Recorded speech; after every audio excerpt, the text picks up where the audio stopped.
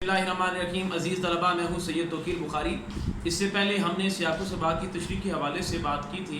उसमें एक दो चीज़ों का इजाफ़ा कर लें कि जब आपने मुसन्निफ़ का नाम लिखना है, जहाँ आपने सबक का उन्वान लिखना है, उससे भी पहले आपने क्या करना है कि फ़र्ज़ करें आप जुज़ बेग की तशरीह करना चाहते हैं, तो उस इक़्तिबास के इब्तिदाई अल्फ़ाज़ 3, 4, 5 अल्फ़ाज़ आप लिख कर अलामत हज़्फ़ का इस्तेमाल करें।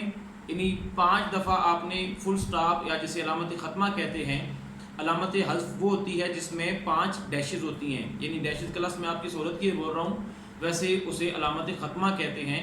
क्योंकि इंग्लिश में एक नुक्ता होता है और उर्दू में वो डैश की तरह होता है फुल स्टॉप, इसलिए उसे अलामत ख़त्मा कहते हैं। तो अगर उन 5 अलामत ख़त्मा को इकट्ठा करें तो उसका नाम होता है अलामत हज़्फ़। यानी दरमियान में से सारी चीज़ें हमने निकाल दी और आखिरी जो चंद अल्फ़ाज होते हैं, चंद इब्तिदाई अल्फ़ाज लिखने के बाद अलामत हज़्फ़ का इस्तेमाल किया और आखिरी अल्फ़ाज लिख दिए। इसका मतलब ये होता है कि हम इस इक़्तिबास की तशरीह कर रहे हैं और ये मुम्तहिन को बताने के लिए होता है। इसी तरह सियाक़ व सबाक़ तकरीबन आपने 7-8 सत्रों पर मुश्तमिल होना चाहिए और उस सियाक़ व सबाक़ की इब्तिदा आपने इस जुमले से करनी है कि ये इक़्तिबास सबक के शुरू से लिया गया है, वस्त से लिया गया है या सबक के आखिरी हिस्से से लिया गया है। तो इसके अलग से यानी समझ लें कि बतौर ख़ास नंबर होते हैं। अगर ये बच्चा कोई भी जुमला ये वाला नहीं लिखता तो उसके नंबर कम आने के इम्कानात होते हैं। लिहाजा आपने ये तय कर लेना है कि सियाक़ व सबाक़ का उन्वान इस जुमले से होना चाहिए कि ये सबक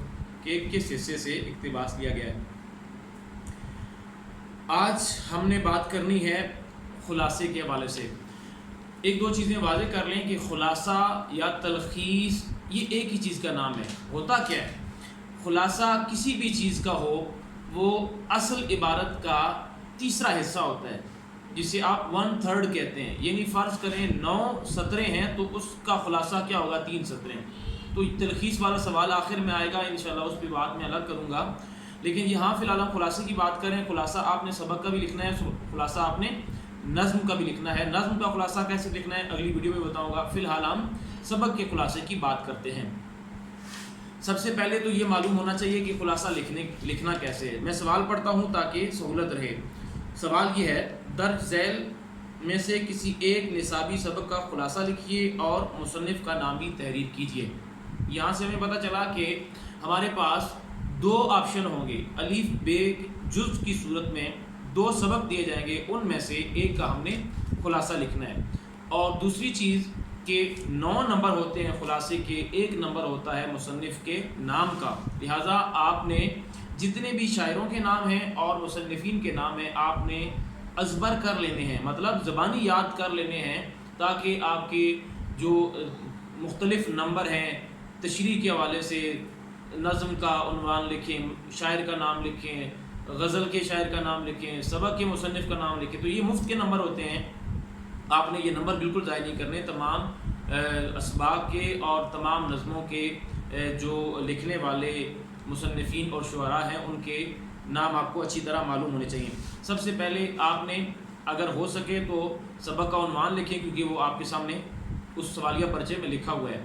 बेहतरीन सूरत यही है कि जो आपके सामने उन्वान लिखा हुआ है सबक का उन्वान लिखें, अगरचे उसका नंबर नहीं होता, नीचे लिखें मुसन्निफ़ का नाम। और अगर आप बराह रास्त मुसन्निफ़ के नाम से शुरू करते हैं तभी दोस्त है, उसका एक नंबर होता है। उसके बाद लिखना होता है खुलासा।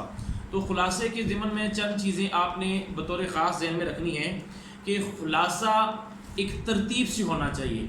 यानी खुलासा सबसे पहले तो ये है कि जितना भी सबक है उसका तीसरा हिस्सा होना चाहिए। तश्कील पाकिस्तान आप जानते हैं, सबक थोड़ा तवील है, तो उसका जो खुलासा है 2 से 2.5 आप सफ़ात पर लिख सकते हैं। और इसी तरह सबक दस्तक है वो मुख्तसर है, उसका खुलासा आप 1 सवा 1 सफ़े पर लिख सकते हैं। लेकिन अगर मजमूई तौर पर बात की जाए तो आपने सबक का खुलासा तकरीबन 1.5 से 2 सफ़ात पर आपका मुश्तमिल होना चाहिए। उसमें आपने खुलासे में एक तो ज़बान आम फहम ज़बान इस्तेमाल करनी है। ज़रूरी नहीं कि जो ज़ाहिर है जो किताब में अल्फाज इस्तेमाल हुए वो मुश्किल थे, आप बेशक उनका जो खुलासा लिखते हैं तो आसान अल्फाज का इस्तेमाल करें। इसी तरह जो ज़्यादा अहम चीज़ होती है खुलासे में वो ये होती है कि आपने उस तरतीब को मलूज़ खातिर रखना होता है। यानी जैसे सबक में بات کی گئی ہے ویسے ہی اسی ترتیب سے آنا ہے. یہ نہ ہو کہ آپ سبق میں جو آخری بات تھی وہ سب سے پہلے کر دیں اور جو سب سے پہلے بات تھی وہ آخر میں کر دیں. بالکل ایسا کام نہیں کرنا. ایک اور چیز جو بچے اکثر غلطی کرتے ہیں کہ خلاصے میں وہ شعر لکھنا شروع کر دیتے ہیں, وہ حوالہ جات لکھنا شروع کر دیتے ہیں, وہ سبق میں اپنی طرف سے اضافہ کرنا شروع کر دیتے ہیں. یہ بہت غلط بات ہے, اس لیے کہ آپ نے اصل سبق کا خلاصہ لکھنا ہے, آپ کو تشریح کا نہیں کہا گیا. ایک جملہ میں بول رہا ہوں, آپ نے توجہ سے سننا ہے کہ جو تشریح ہوتی ہے وہ تلخیص کا متضاد عمل ہے. میں دہرا دیتا ہوں, تشریح اور تلخیص یا تشریح اور خلاصہ ایک دوسرے کی ضد ہیں. تشریح میں آپ نے چیزوں کو پھیلانا ہوتا ہے, خلاصے میں پھیلی ہوئی چیزوں کو سمیٹنا ہوتا ہے. تشریح میں آپ کو ایک پیراگراف دیا جاتا ہے 5 سطروں کا, آپ نے اس 5 کو 15-20 پر پھیلا دینا ہے. اور اسی طرح جو آپ کا خلاصہ ہوتا ہے وہ ہوتا ہے 15 سطروں پر, تو آپ نے اس کو 5 میں سمیٹنا ہے. یہ دونوں بالکل الٹ ہیں, متضاد ہیں. لہٰذا آپ نے ہرگز اپنی طرف سے نہ کوئی حوالے کا شعر لکھنا ہے, نہ کوئی کسی کا قول لکھنا ہے. ساری وہ چیزیں جو تشریح میں بتائی جاتی ہیں یا ان کا استعمال نہیں کرنا. اور تشریح میں آپ اپنی طرف سے, آپ کو اجازت ہوتی ہے کہ آپ اپنی طرف سے اپنا مشاہدہ پیش کریں, اپنا جو علم ہے کسی اور حوالے سے آپ اگر اس موضوع کے ساتھ اس کو جوڑنا چاہتے ہیں, اپنا مشاہدہ پیش کرنا چاہتے ہیں تو آپ کر سکتے ہیں. تلخیص میں بالکل آپ کو اجازت نہیں ہوتی. آپ نے وہی بات کرنی ہے جو کتاب میں لکھی ہوئی ہے. کرنا کیا ہے, آسان عام فہم زبان میں اور مختصر کرنی ہے, تاکہ جو سوال کی آپ کو نوعیت دی گئی ہے اسی کے اندر رہتے ہوئے آپ نمبر حاصل کر لیں. بہت سارے طلباء یہ نہیں جانتے کہ تلخیص کیسے کی جائے, اور جیسے میں نے آپ کو بتایا کہ ترتیب کا آپ نے خاص خیال رکھنا ہے. تو یہاں نمونے کے طور پر میں نے ایک سبق کا ایک آپ سمجھ لیں کہ خاکہ بنایا ہے, اور وہ میں آپ کو دکھا دیتا ہوں. آپ نے یہ طے کرنا ہے, اس نمونے کو دیکھ کر آپ نے اپنی کتاب میں جو سبق میں ابھی تھوڑی دیر بعد آپ کو بتاؤں گا کہ یہ سبق بہت اہم ہے. اگر آپ اس طرح کا خاکہ بنا لیں گے تو آپ کو فائدہ یہ ہوگا کہ یہ خاکہ آپ کو خلاصے میں بھی کام آئے گا اور یہ خاکہ آپ کو تشریح میں بھی کام آئے گا. آپ کو پتہ چل جائے گا کہ یہ سبق کے کس حصے سے لیا گیا ہے اور اس سے پہلے کیا بات ہوئی تھی, اس کے بعد کیا بات ہوئی ہے. وہ خاکہ بنیادی طور پر چند الفاظ پر مشتمل ہوگا, لیکن وہ 4-5 صفحوں پر مشتمل جو سبق ہوتا ہے وہ اسے سمیٹ دیتا ہے. مثلا میں آپ کے سامنے سبق اپنی مدد آپ کا یہ خاکہ رکھ رہا ہوں, ٹھیک ہے. اسے آپ غور سے دیکھیں, یہ بالکل ایک نمونہ ہے. اس میں آپ دیکھ سکتے ہیں کہ شروع میں نے لکھا ہے مقولہ اور اسی کے ساتھ ہے غیرت. اب صرف یہ 2 الفاظ ہیں, یہ 2 الفاظ نہیں بلکہ یہ پورا پیراگراف ہے. اس پورے پیراگراف میں مصنف نے یہ بتایا ہے کہ اس مقولے کی حیثیت کیا ہے, یعنی اپنی مدد آپ, اور جو غیرت انسان کی وہ خصلت ہے, وہ خوبی ہے جس کی وجہ سے انسان کو اس دنیا میں ایک مرتبہ اور مقام ملتا ہے. اسی طرح باقی آپ دیکھیں رعایا اور حکومت کا تعلق بیان ہوا. بعض لوگ کہتے ہیں کہ رعایا یہ سمجھتی ہے کہ حکومت اچھی ہو تو ہمیں خوشحالی نصیب ہوگی. یعنی یہاں مصنف نے یہ بات کی ہے کہ رعایا پر جو حکومت ہوتی ہے وہ اصل میں رعایا کا عکس ہوتی ہے. جیسی رعایا ہوتی ہے ویسی اس پر حکومت ہوتی ہے. اسی طرح قومی ترقی و تنزل, بظاہر تو یہ 2 الفاظ ہیں ترقی اور تنزل, لیکن حقیقتاً کیا ہے کہ یہ اس پورے پیراگراف کو اپنے اندر سمیٹے ہوئے ہیں. یعنی قومی جو ترقی ہوتی ہے وہ کیسے آتی ہے اور قومی تنزل یہ بالکل اس کے ساتھ ایک پیراگراف جڑا ہوا شخصی چال چلن. یعنی جس طرح اقبال نے کہا تھا نا کہ ہر فرد ہے ملت کے مقدر کا ستارہ, تو یہی بات ہے یہاں پر کہ ہر شخص کا کردار ہوتا ہے. یعنی ہر شخص چاہے وہ عمر کے کسی سطح سے تعلق رکھتا ہے, وہ محنت کرے گا, قوم ترقی کرے گی.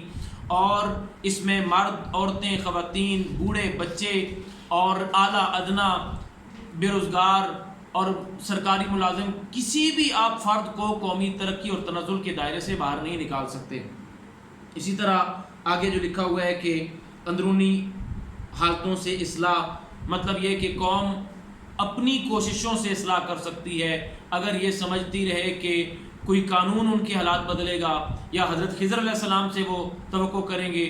تو اس طرح کی باتیں یہ ساری خام خیالیاں ہیں, ایسے حالات تبدیل نہیں ہوتے. اسی طرح اگلی پشتوں کے حالات انہوں نے بیان کی کہ اس سے پہلے جو نسلیں گزر چکی ہیں انہوں نے ہمارے لیے کیا کیا، اور اگر ہم اسی طرح ہاتھ پر ہاتھ دھرے بیٹھے رہیں گے تو ہماری آنے والی نسلیں ہمارے بارے میں کیا رائے قائم کریں گی۔ مطلب جس طرح ہم سے پہلے لوگوں نے محنت کی، آج ہم ان کی محنت کا پھل کھا رہے ہیں، اسی طرح ہم محنت کریں گے تو آنے والی نسلیں خوشحال ہوں گی۔ اور اسی طرح عملی تعلیم کے ساتھ انہوں نے جوڑا کہ غریب آدمی جو سیدھے سادہ ہوتا ہے وہ علم کو عمل میں لاتا ہے۔ تو یہ دیکھیں آپ کے سامنے میں نے صرف ایک نمونے کے طور پر جلدی میں نے آپ کو صرف سمجھانے کے لیے، اسی طرح آپ جتنے اسباق ہیں ان کا خاکہ بنا لیں اور اس خاکے کی آپ کو بڑی سہولت ہوگی۔ اب میں آپ کو یہ بتاؤں گا کہ آپ کے سبق میں یعنی آپ کی اس کتاب میں کون سے سبق بہت اہم ہیں۔ سب سے پہلے میں آپ کو بتا دیتا ہوں کہ جو سبق ہیں اپنی مدد آپ، سر سید کے اخلاق و خصائل، ادیب کی عزت اور لاہور کا جغرافیہ، ان کا خلاصہ بھی آ سکتا ہے۔ لیکن ایک مختصر سی بات آپ کو بتا رہا ہوں، آپ کے لیے آسانی رہے گی کہ کسی بھی سبق میں اگر کوئی کہانی بیان ہوئی ہے، کہانی عام طور پر افسانوں میں بیان ہوتی ہے، تو ان کے امکانات زیادہ ہوتے ہیں۔ یعنی کوئی بھی سٹوری کتاب میں شامل ہے کیونکہ وہ ایک ترتیب سے ہوتی ہے، وہ ایک مکمل کہانی ہوتی ہے، لہٰذا اس کے آنے کے امکانات ہوتے ہیں۔ لیکن پھر میں دہرا رہا ہوں کہ پوری کتاب میں سے کوئی ایک سبق بھی ایسا نہیں میں کہوں گا کہ جسے آپ چھوڑ دیں۔ آپ نے پڑھنا سب کچھ ہے، لیکن ترجیحات ہوتی ہیں، کس کے کم امکانات ہیں، کس کے زیادہ امکانات ہیں، کس کے بہت زیادہ امکانات۔ تو یہ 3 درجے ہیں۔ تو میں آپ کو بتا رہا ہوں کہ مکتوبات غالب، مکتوبات اقبال، کیا واقعی دنیا گول ہے، اور آنا گھر میں مرغیوں کا، یہ 4 اسباق ایسے ہیں جنہیں آپ نے پڑھنا ضرور ہے، لیکن خلاصے کے حوالے سے ان کے شامل ہونے کا امکان بہت کم ہے۔ یعنی ان کا خلاصہ بہت کم امکان ہوتا ہے کہ سوال کی صورت میں آپ کے امتحان میں آئے۔ اسی طرح اپنی مدد آپ، سر سید کے اخلاق و خصائل، ادیب کی عزت، لاہور کا جغرافیہ، ان کے امکانات بہرحال ہیں، لیکن سب سے زیادہ اگر کوئی سبق اہم ہے خلاصے کے حوالے سے تو وہ ہے اسوہ حسنہ، ابو القاسم زہراوی، اوور کوٹ، سفارش، چراغ کی لو، اور سب سے زیادہ اگر کوئی سبق اہمیت کا حامل ہے خلاصے کے حوالے سے تو وہ ہے دوستی کا پھل۔ ٹھیک ہے، دوستی کا پھل، اوور کوٹ، سفارش، یہ 3 سبق بطور خاص آپ نے اچھی طرح ان کا، اسی طرح جس طرح میں نے آپ کو اس وائٹ بورڈ پر ایک خاکہ بنا کر دکھایا، خاکہ بنا لیں، انہیں یاد کر لیں۔ وہ خاکہ اگر آپ کے ذہن نشین ہو گیا تو انشاءاللہ وہ سارا سبق آپ کو بھولے گا نہیں۔ محنت کریں اور لگن کے ساتھ کام لیں، انشاءاللہ تعالیٰ آپ ضرور کامیاب ہوں گے۔ اللہ حافظ۔